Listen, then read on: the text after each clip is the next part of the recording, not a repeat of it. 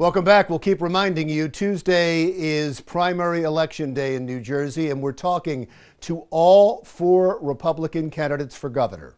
Here's my interview with Atlantic City engineer Hirsh Singh. Sir, thanks for spending some time with us today, and congratulations, by the way.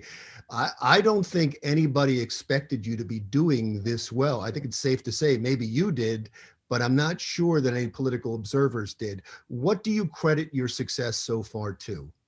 For the last couple of years, I've been at every major Second Amendment rally, every major medical freedom rally. I've been at every major Trump rally, vote rally. I've been with the activist community for the last 4 years, helping out local candidates. And, in general, when you're running statewide, it's very different than local office. I have a brand which is in alignment with President Trump. And in a lot of ways, what happened last year with the election of 2020, with so many doubts of its legitimacy in the Republican side, it made a lot of people look at everything else. And that included what happened in the primary last year. They said I had 148,000 votes last year in the primary for U.S. Senate. And the last 2017, when we had a governor's race, the winner had 113,000. So I already had the name ID that surpassed what was necessary to win the primary. But unless you know the details and get into the numbers, I think that if we had done a poll earlier, we would have found out that I was leading from the beginning. And the entire time, Jack was just playing catch up in the shadows. So you believe you're going to win this race? I believe we're going to win big, very big, actually. And it's going to send a loud, resounding message to the political observers across this entire country that the America First movement is strong. I mean, we're being outspent, I think, close to 17-1. And even in that scenario, you cannot buy someone's values. You cannot buy someone who, we put a video out today showing Jackcitorelli being interviewed saying that he fought for the gas tax since 2012. That's diametrically opposed from the base. So when people see it coming out of his own mouth, it has the ultimate credibility where they know they just can't vote for that guy. You forced Jackcitorelli to spend some money that he did not want to spend on an attack ad against you, saying that you're not as conservative as you claim you are, that you are not as pro-Trump as you claim you are. Do you want to respond to it? I mean, he didn't put out one ad. He's put out maybe 15 ads, ranging from attacking the fact that I'm Indian American and our cultural values are that you take care of your parents when they get older. He's lied flagrantly. It shows his desperation that he's trying to compare someone who's been with President Trump and a lifelong Republican. He's trying to say that I'm a supporter of past Democrat presidents. When he attacks me and says that I'm being funded by Hillary supporters, they're literally talking about the Indian American community that has historically been more Democrat, though they're very conservative people. And it's because that community has been lied to with all the propaganda out there. And I'm bringing them to their natural home, which is the Republican and conservative party. Has he specifically attacked you for being an Indian American? I missed that. I know that you talk about the fact that you take care of your parents, but he did say that you live in your parents' house. He says that a lot. And you're saying because he said that, that's somehow a racist slur? Is that it's calling you think about it. Yeah, the Republican Party conservative values are family values, and taking care of your family is a strong conservative thing that I think many communities across the state also adhere by. I mean, the Italian community is also known by having strong family ties. Same thing with the Chinese community, the Korean community, Hispanic community. I mean, these family values tend to be the bedrock of our conservative party. And yeah, that doesn't mean, sir, with all due respect, that doesn't mean he's attacking your ethnicity. No. But when he talks about the fact that I'm funded by Hillary donors, he's referring to the Indian American community, which is funding. That's specifically what he's talking about. There are no big bunglers for Hillary Clinton that are supporting me. There are no Barack Obama big time donors that are behind me. I'm a conservative. I'm a Republican. I'm the worst nightmare of the Democrat Party.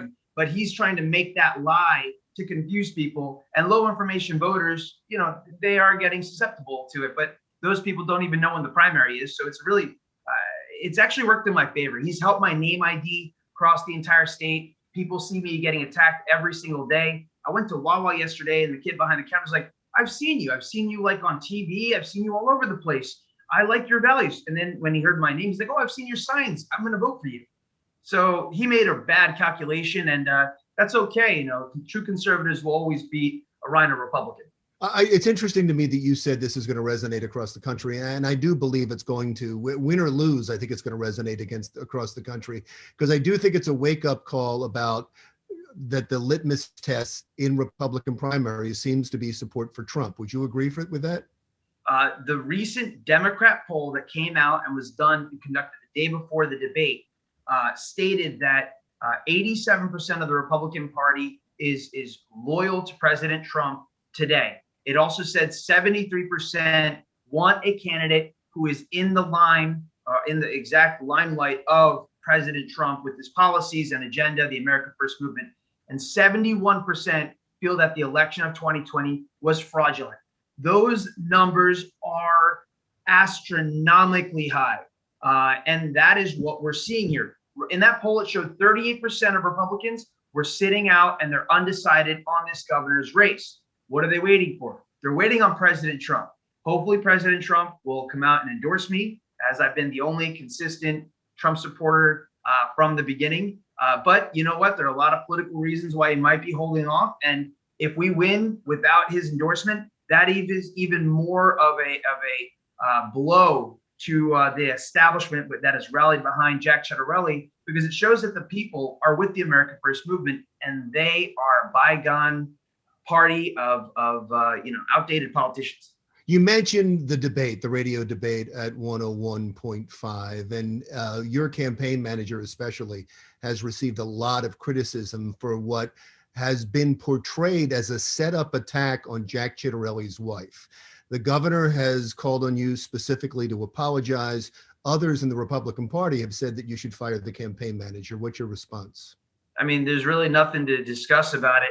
That video that they promoted, New Jersey Globe, which is run by Bridgegate David Wildstein, very disingenuous cut of that video. The original video shows very clearly that the concern here, which is being brought up, is voter integrity. Mrs. Citorelli basically called me a liar and said, I live at home with my parents and I don't pay property tax. That's what she said. And in that vein, Mr. Penna responded and stated that, well, when are your kids going to leave home? And she responded, oh, all my kids have left home.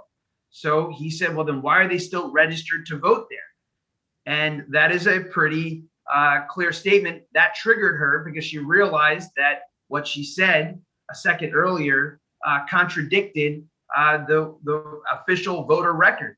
And that's what set her off. And she acted in a manner which, we all got to see. But here's the thing. I've always liked Mrs. Citorelli, and I've always liked and loved Mr. Citorelli's family. And I have nothing personal against him.